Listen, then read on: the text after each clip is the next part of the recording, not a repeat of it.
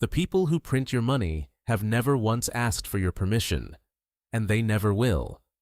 Since 1913, one institution has quietly held the power to decide what that money is worth. And in that time, the dollar in your pocket has quietly lost about 97% of what it could buy. Not stolen in a robbery, erased, one invisible decision at a time. Today, we open the door they'd rather you walked right past. And by the end, you'll understand exactly why your money keeps shrinking. All right, let me stop you before the fear kicks in. My name is Sargon. This is Strategy State, the channel where we take the machine that runs your money apart and look at what's actually inside. Today, one question. What does the Federal Reserve know about your dollar that it would rather you never stop to think about? To answer that, we have to walk into the most powerful building in America that almost nobody thinks about. Not the White House, not Wall Street. A marble fortress in Washington where a handful of people decide what your money is worth.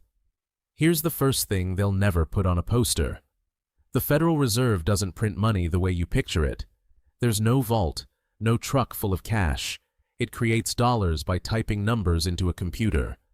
Digital entries. No gold behind them, no physical asset, just a decision and a keystroke. And here's the number that should stop you cold. In 2020 alone, roughly 1 out of every $5 that has ever existed in the entire history of the United States was created this way. In a matter of months. Not centuries. Months. Now the official word for this is quantitative easing. QE sounds like a spa treatment. What it really means is the Fed buys government debt and pays for it with money that did not exist the second before. It doesn't hand anyone cash. It credits a bank's account with fresh reserves. Digital ink on a digital ledger. By the end of 2025, after trying to shrink it for 3 straight years, the Fed still sat on a balance sheet of about $6.7 trillion, larger than the entire economy of most countries on Earth. And they never fully unwound the last emergency before they started feeding the next one. So where does that leave you? Here's the part that stings. When new money floods in, but the amount of real goods stays the same, each dollar buys a little less. That's inflation. And economists have a quiet name for it that you'll almost never hear on the evening news. They call it a hidden tax. Think about how clever that is. Nobody votes on it. Nobody sends you a bill. There's no line on your paycheck that says inflation. It just quietly shows up in your grocery cart, your rent, your gas tank, and leaves you feeling like you're just bad with money. Let me make it concrete, because numbers hide the truth until you translate them. $100 in 1913, the year the Federal Reserve was born, had the buying power of over $3,000 today. Flip it around. A single dollar back then does the work of about 3 cents now. 97 cents of value out of every dollar. Gone. That is not an accident of history. That is not bad luck. That is the system working exactly the way it was designed to work. But here's the question almost nobody asks. If money loses value, who gets hurt, and who gets rich? Because it is never everyone equally. And the answer comes from a nearly forgotten banker from the 1700s. Once you see what he saw, you can't unsee it. His name was Richard Cantillon, and almost 300 years ago he noticed something that still explains the world you live in. New money, he said, does not reach everyone at the same moment. It enters the economy at one specific point, and whoever touches it first wins. Here's how it works. The banks, the giant funds, the people already holding assets stand closest to the money spigot. They get the fresh dollars first and spend them before prices move. By the time that money trickles down to the worker, the saver, the person on a fixed income, prices have already gone up. They get the inflation, never the upside. First in line gets richer. Last in line pays the bill. And this isn't a conspiracy theory, it's just plumbing. It's the physics of how new money actually moves through an economy. This is why, since 2009, the stock market and real estate have rocketed to record high after record high, while regular wages just crawled along behind. When new money pours into financial assets first, the people who already own those assets ride the wave straight up. Everyone else just pays more for eggs.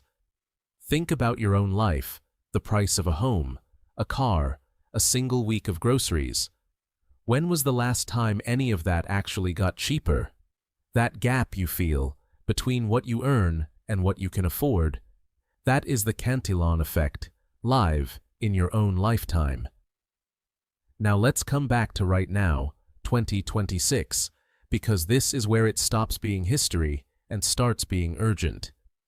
In December of 2025, the Fed quietly announced it would start buying $40 billion of Treasury bills every single month. And they were very, very careful with their words. This, they insisted, is not quantitative easing. It's just reserve management. But here's the trick they're hoping you miss. To the markets, it has almost the exact same effect. Fresh liquidity, flowing in, month after month after month. And why would they suddenly need to do that? Follow the debt. In 2026, roughly $9 trillion of U.S. government debt comes due.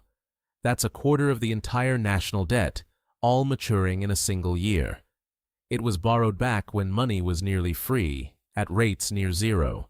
Now it has to be refinanced at 4, 5, even 6%.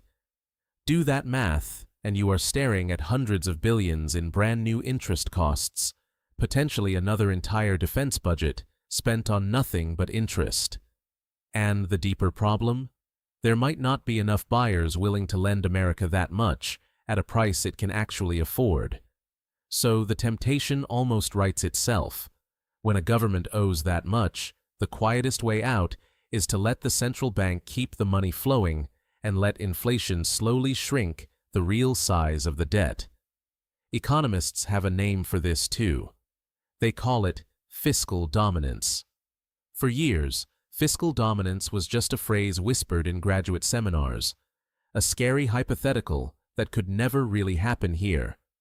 In 2026, it is no longer a hypothetical. It is quietly becoming the plan. And there's one more piece that almost slipped by unnoticed. In May of 2026, the Federal Reserve got a brand new chairman, Kevin Warsh, sworn in to replace Jerome Powell. And Warsh built his entire reputation arguing the Fed should shrink its balance sheet and get out of the market's way. But he steps in at the worst possible moment. Inflation is running near 4%, the highest in years. The rate-setting committee is more divided than it's been in decades, and a president is openly demanding lower rates. So the real question was never what Warsh believes, it's what he'll actually be allowed to do. Because here's what history teaches us, over and over. A central bank can fight a president for a while, hold the line on rates, defend the currency, absorb the political heat. But when the debt gets big enough, the pressure to just keep the money flowing becomes almost impossible to resist. And that quiet, grinding tug-of-war between a mountain of debt and the value of your money, that is the real storyline of the next few years. Hiding in plain sight on the business page nobody reads. So what does all of this actually mean for you, tonight, with the money in your account right now? First, cash sitting still is quietly losing value every year.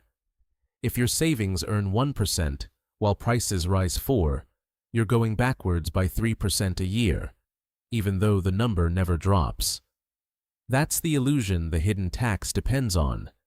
The digits stay the same, so your brain says you're fine, while the value underneath quietly bleeds out. Same trap with a raise. If your pay rises 3%, but prices climb 4%, that's not a raise. It's a pay cut dressed up as a reward. Second, this is exactly why the people who understand the game move a portion of their money into things that tend to rise when the dollar falls. Ownership stakes, productive assets, things that cannot be created with a keystroke. Now, I'm not here to give you financial advice, and I'm not telling you what to buy. I'm telling you to stop thinking of the dollar as a fixed measuring stick. It isn't one. It's a melting ruler. And the moment you truly see it that way, every single financial decision you make starts to look completely different. So let's go all the way back to where we started. What does the Fed know that it won't tell you? It's this. The slow, steady loss of your dollar's value is not a glitch in the system. It's a feature. It is how a mountain of debt gets quietly managed without a single politician ever having to cast an unpopular vote. 97% of your dollar's value, gone since 1913. Quietly, invisibly. One decision at a time. Nobody ever asked for your permission. And now you understand exactly why they never will. Look, the good news is a melting ruler only fools the people who don't know it's melting. And you? You're not one of them anymore. So if this rearranged something in your head, hit subscribe, because on Strategy State, we take apart one money machine at a time, and the Fed is just the first door. And hey, if the dollar keeps dropping at this rate, at least my videos will always be free. For now, I'm Sargon. Keep your eyes open, and I'll see you in the next one.